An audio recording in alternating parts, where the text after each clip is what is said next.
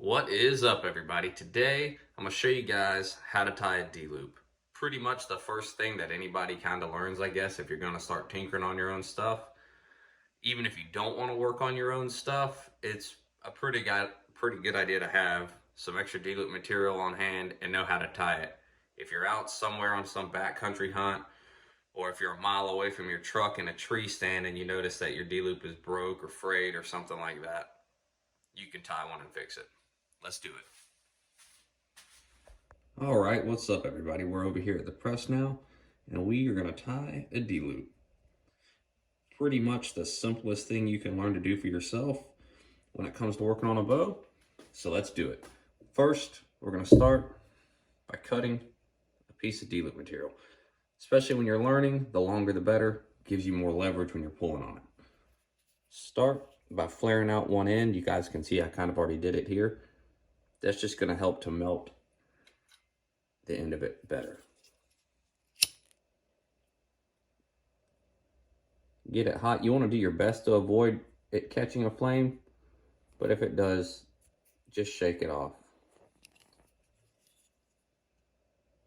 Flatten it out. Some people will flatten it out, some people won't. The only thing I will say, if you are going to flatten it out, don't flatten it to the point that it gets so thin it'll pull through. Use your best judgment on that. It's your face behind it, not mine, so just be careful. Make a J with your D-loop material with the burned end on the left-hand side in front of the string, closest to you.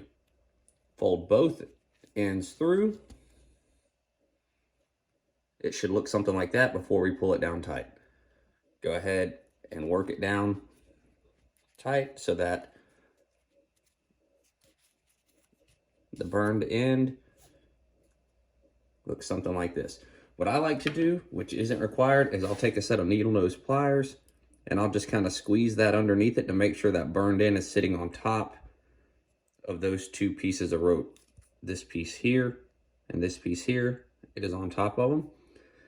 I like to pull outside of where my loop is going to be with the set of needle nose pliers to get it seated kind of tight.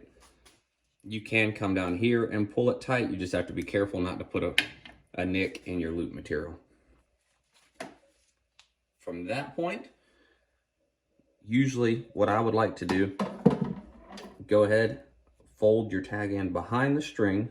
You don't want to do it on the same side that you started on, so go behind the string, bring it through, bring it around, and back inside. You can see it's already starting to look like a D-loop, just pretty big. So I'm going to show you guys one more time. This time I'll make it smaller. Take your tag end behind, through, and right here is where you really want to go ahead and start to pull some of that slack to get the loop down to a normal size.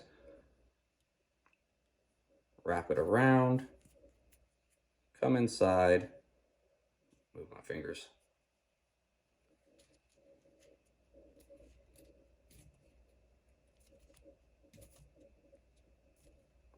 And there you go. From this point, I like to keep this fairly short because we're going to stretch it out. And if you start with a real long loop, when you stretch it, it'll be 1.5 feet long and it won't work for anybody.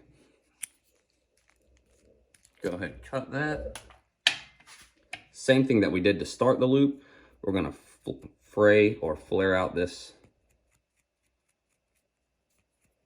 here.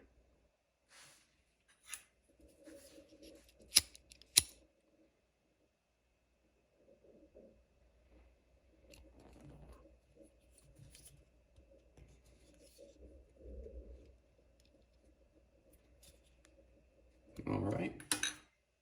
From that point, I'll do the same thing that we did to start with. Pull that through.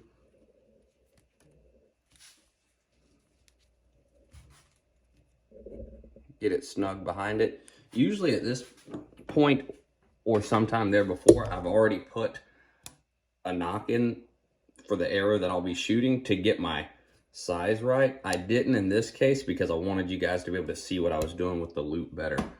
Typically, Once you've tied this side, before you go to tie this final side, put whatever area you're going to shoot right here. Use that to get the gauge for the width that you need on your loop. Come in here with some D-loop pliers. If you don't, needle nose pliers will work. Pull it tight, and it's done.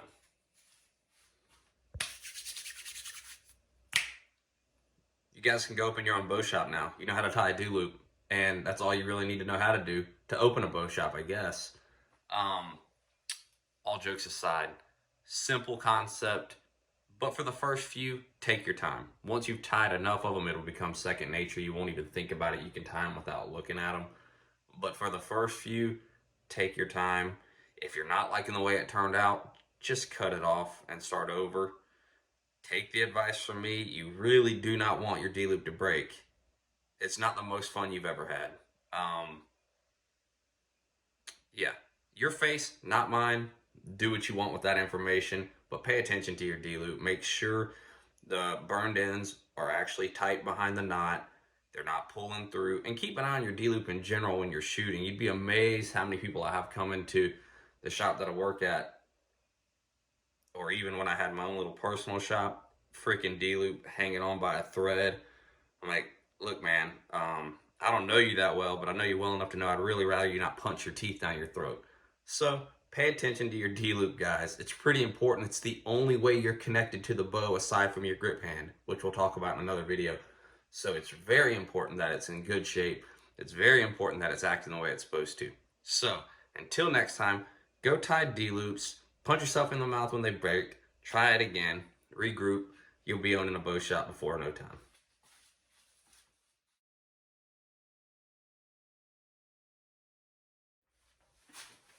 All bullshit aside, don't sue me if you punch yourself in the face. I'm just a poor man making YouTube videos. You've probably already got more money than I do.